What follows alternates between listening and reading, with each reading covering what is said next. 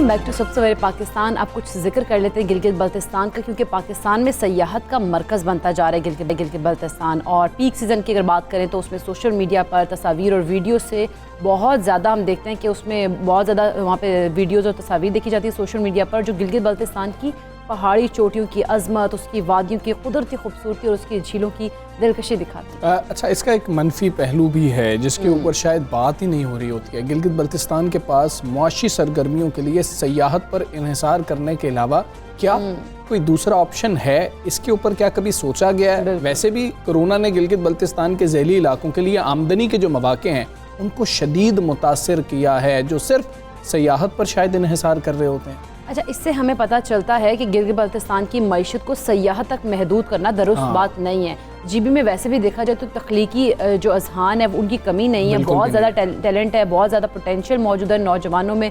और इसके अलावा अगर बात की जाए मौशी तनव्वु से, तो मकामी जो लोग हैं उनकी तख्लीकी सलाहियतों और आर्ट को फ़रोग मिलेगा इन चीज़ों से। अच्छा, अगर आप जानते हैं नौजवानों को जो आपके यहाँ या आपके मतलब बड़े शहरों में आके पढ़ाई के लिए आ रहे होते हैं या फिर नौकरी के लिए आ रहे होते हैं, तो आप उनसे बात करके देखें कि वो कितने जीनियस हैं, कितने बेहतरीन अजहान हैं। वो बिलाशुबा चंद लोग अपनी सलाहियतों के भरपूर इस्तेमाल से अपनी ज़िंदगियों को बेहतर बना रहे हैं, मगर बहुत से लोग अब भी ऐसे हैं जो सहूलतों की कमी के बायस अपने काम को वसअत नहीं दे पा रहे हैं। गिलगित बल्तिस्तान में बुनियादी सहूलियात तक रसाई बढ़ाने के लिए भी सरमायाकारी और हुनरमंदी के फ़रोग के लिए मौसर शराकतदारी को फ़रोग देने की भी ज़रूरत है। बिल्कुल ऐसी है। हम अगर हमजा तुमने कहा ना कि बहुत सारे लोग अगर हमारे पास मतलब पढ़ाई के लिए आते हैं, डिफरेंट शहरों में आते हैं, तो वहाँ पर हम देखते हैं कि वो वाकई में इतने इंटेलिजेंट होते हैं और वो मेरा ख्याल है कि वो एक चीज़ नहीं कर रहे होते, वो बहुत सारी चीज़ें जो है वो एक साथ कर रहे होते हैं। बड़े मेहनती हैं। इसी पर हम बात करेंगे। अर्बन रिसर्चर नवीद इफ्तिखार साहब हमारे साथ मौजूद हैं। नवीद इफ्तिखार साहब, अस्सलाम वालेकुम, गुड मॉर्निंग। ये ज़रा बताइएगा कि गिलगित बल्तिस्तान की अगर हम बात करें तो क्या सिर्फ सियाहती मईशत पर इन्हिसार करने किया हुआ है गिलगित बल्तिस्तान ने, या फिर नहीं और चीज़ें हैं, सिर्फ सियाहत पर नहीं उन्होंने इन्हिसार किया हुआ? जी वालेकुम सलाम, और थैंक यू, आपने इस इशू को हाईलाइट किया और आपने बड़ा अच्छा कॉन्टेक्स्ट सेट कर दिया है। जो आपने पहले जब बता रहे थे कि गिलगित बल्तिस्तान में जो है वो सियाहत को फ़रोग मिल रहा है और उसके कुछ मनफी पहलू भी जो है वो उभर रहे हैं। तो जो आप बात बता रहे हैं कि सियाहत अभी रिसेंटली बहुत ज़्यादा बढ़ती जा रही है। ट्रेडिशनली जो है वो ये सारी कम्युनिटीज़ का रिलायंस जो है वो एग्रीकल्चर पे था, लेकिन वहाँ पर ज़मीन का साइज़ जो है वो लैंड होल्डिंग बहुत थोड़ी है और सब्सिस्टेंस फार्मिंग होती है। तो उस सब्सिस्टेंस फार्मिंग की वजह से उनके पास सियाहत के अलावा और कोई रास्ता नहीं है। तो कुछ ऐसे रीजन्स हैं जो हैवीली जिनकी रिलायंस जो है वो सियाहत पे, हुंजा है, स्कर्दू है, जिनकी मर्ज हो चुकी हुई है। और आपने ये सही जो है वो बात की कि वहाँ के लोग जो है उनकी तख्लीकी सलाहियतें बहुत अच्छी हैं, उनको जो है वो मौके मिलने चाहिए कि वो सियाहत से बियॉन्ड भी अपनी इकॉनमी को डाइवर्सिफाई कर सके। तो आगे चल के हम इस पे बात कर सकते हैं, लेकिन आपने बड़ा अच्छा कॉन्टेक्स्ट सेट किया है कि सियाहत से आगे बढ़ने की ज़रूरत है जीपी को। बिल्कुल। अच्छा नवीद साहब, जिस तरह से हम देखते हैं कि गिलगित बल्तिस्तान में सिर्फ सयाहती मईशत पर इन्हिसार किया जा रहा है, तो इससे कितना नुकसान हो रहा है कि दीगर शोबों को टच नहीं किया जा रहा है? बिल्कुल जी, दो पहलू हैं इस नुकसान के। एक पहलू ये है कि एनवायरमेंटल जो नेगेटिव इफेक्ट्स हैं वो बहुत ज़्यादा बढ़ते जा रहे हैं। कुछ ऐसे एरिया हैं जो नेचुरली जो है वो बहुत खूबसूरत हैं और उनका एक इकोसिस्टम है, एक नेचुरल हैबिटेट है। सो ओवर द टाइम जब इंसानों की पेनिट्रेशन जो है उन वैलीज में बढ़ती है तो उससे वो इकोसिस्टम मुतासर होता है। उससे जो है वो वेस्ट वहाँ पर फेंका जाता है, जिससे जो है वहाँ की इंसानों के लिए, जानवरों के लिए बीमारियाँ भी पैदा होती हैं।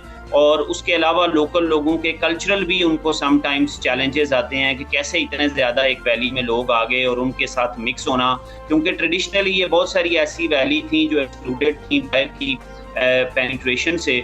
तो अभी जो है वो उसके एनवायरमेंटल इफेक्ट्स हैं, पहली बात। दूसरा ये है कि कहीं भी किसी भी इकोनॉमी को अगर एक सेक्टर के ऊपर रिलायंस बहुत बढ़ जाए तो उसकी वल्नरेबिलिटी बढ़ जाती है। ऐसे ही है। तो वल्नरेबिलिटी ये है कि जैसे अभी कोविड आया तो कुछ सियाहत जो है वहाँ मुतासर हुई, तो बहुत सारे लोग जिनका सोलली रिलायंस सियाहत पे था उनकी इनकम अपॉर्चुनिटीज बहुत ज्यादा मुतासर हुई।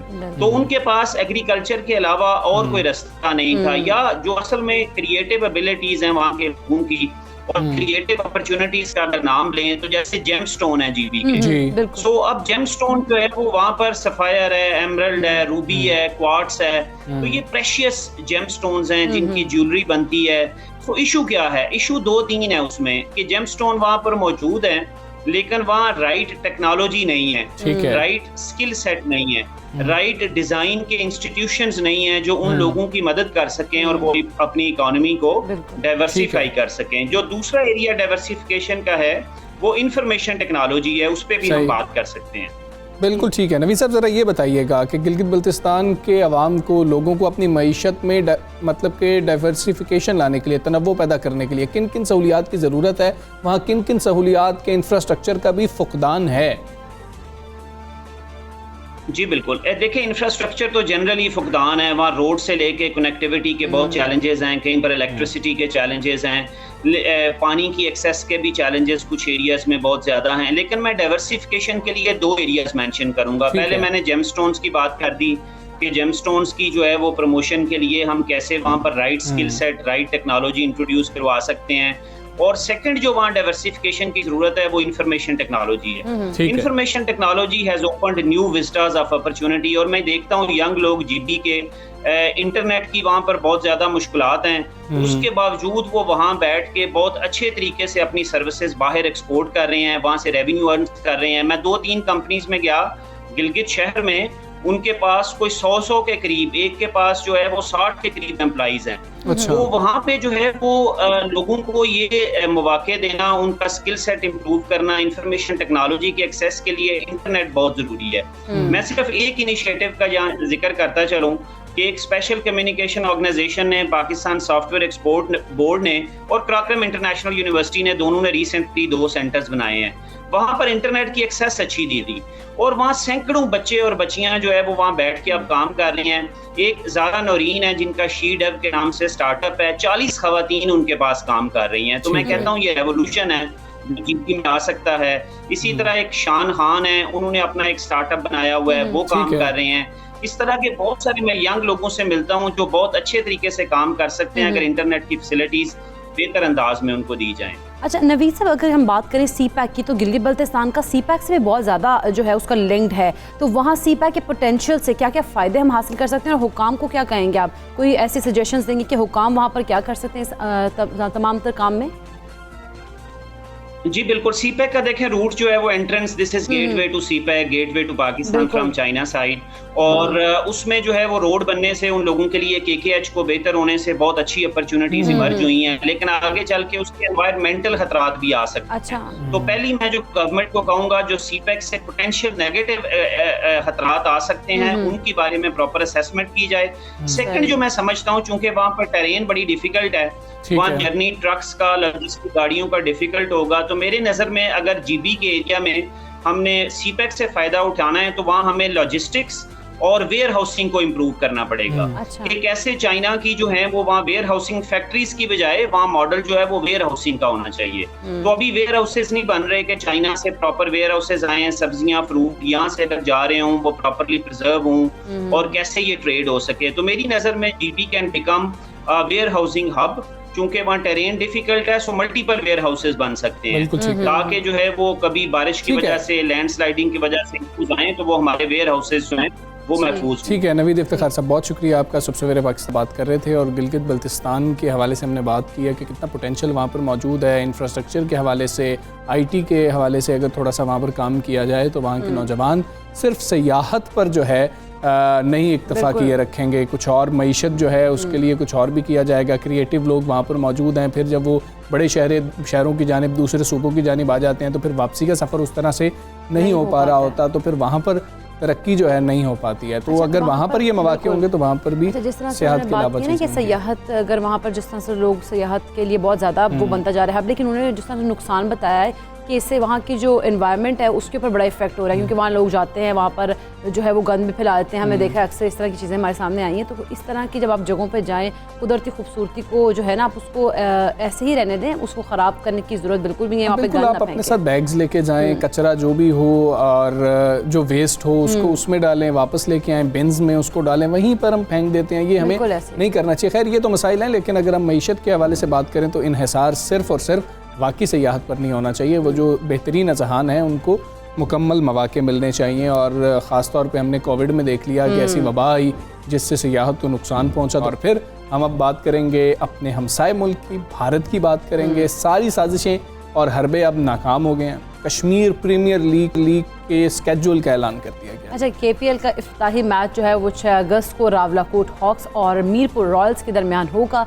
टूर्नामेंट का फाइनल जो है वो 17 अगस्त को खेला जाएगा। अच्छा, जनूबी अफ्रीकी क्रिकेटर हमने अर्शल गिब्स की ट्वीट देखी थी। उसके बाद अब साबिक इंग्लैंड के खिलाड़ी हैं Monty Panesar, left arm spinner थे, उन्होंने भारत का मकरू चेहरा जो है वो भी बेनकाब कर दिया है। और मैं देख रहा था कि मोंटी को लिया हुआ था इंडियन चैनल्स ने बहुत ज़्यादा ना, तो उनसे बात कर रहे थे कि जी कि ये क्या हो रहा है, पाकिस्तान ये क्या कर रहा है, इस तरह से जिस तरह से हाइप क्रिएट की जाती है ना, वो हाइप क्रिएट की जा रही थी।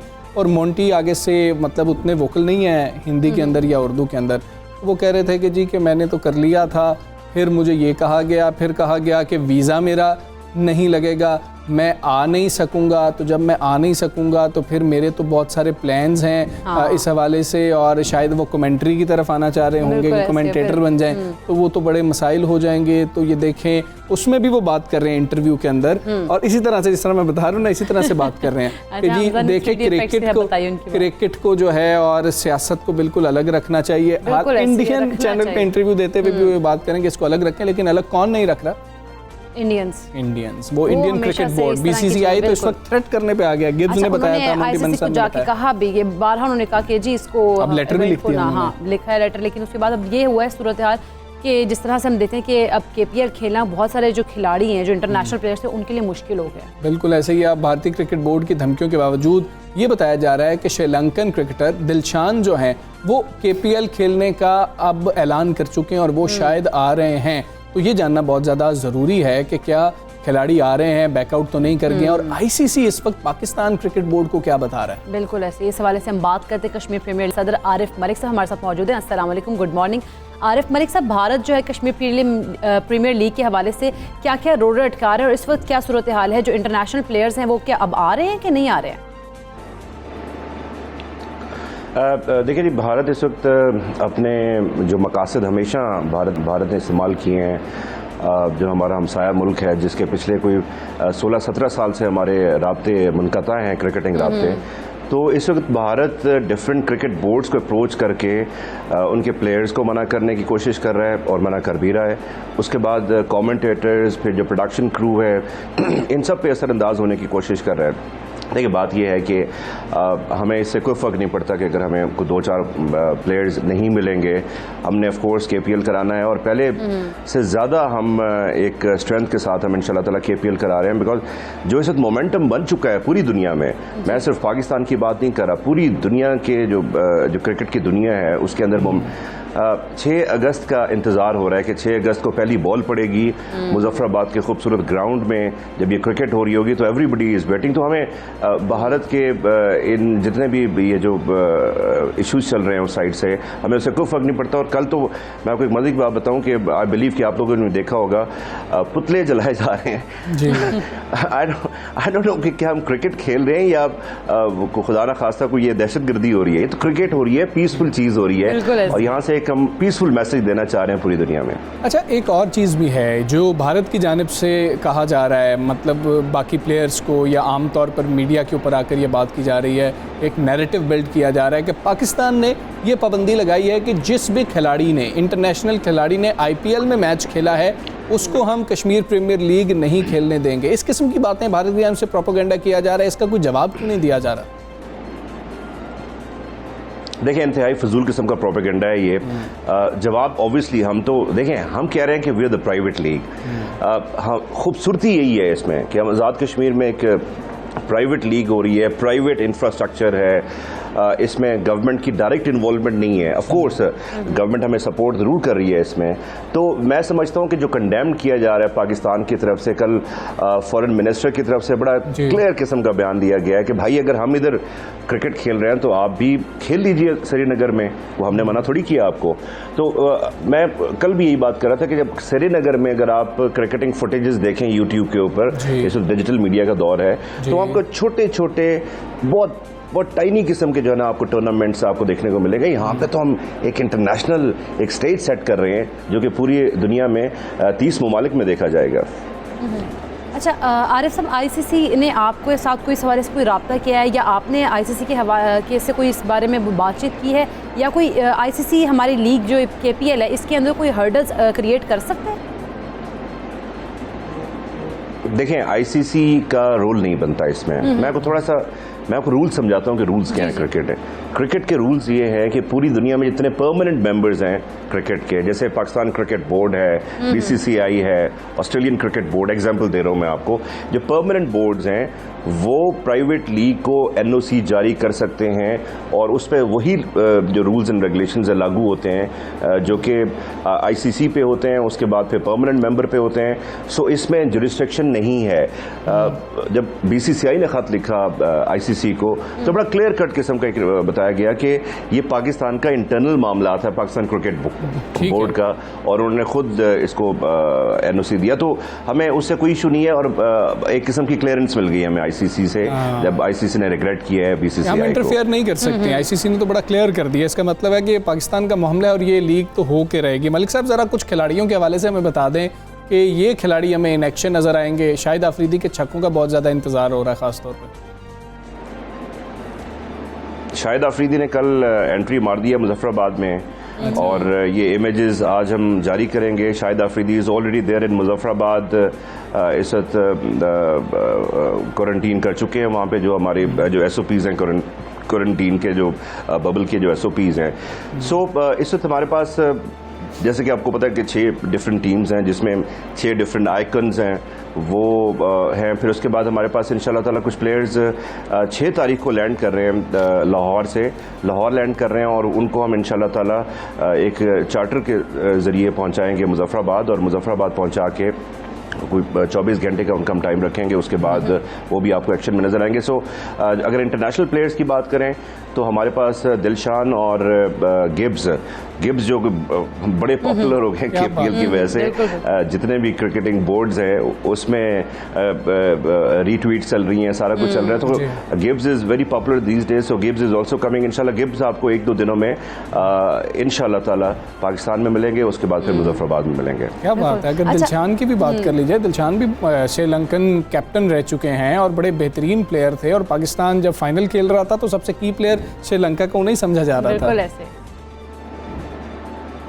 अच्छा, Dilshan is one of the finest players in T20 actually. So Dilshan के लिए भी बड़े जैसे मैं आपको बताऊं कि इस वक्त जो सबसे इंटरेस्टिंग बात है, वो सबसे इंटरेस्टिंग बात ये है कि जितनी हमारी ग्लोबल रीच इस वक्त जा रही है, बिकॉज जो हमारे ब्रॉडकास्टर्स हैं वो बेताब हैं कि वो अपने मुल्कों में एक्शन दिखाना चाह रहे हैं। तो हमें कुछ हफ्ता पहले श्रीलंका से हमें कॉल आई कि जी हम इसको दिखाना चाहते हैं because Dilshan is participating over there.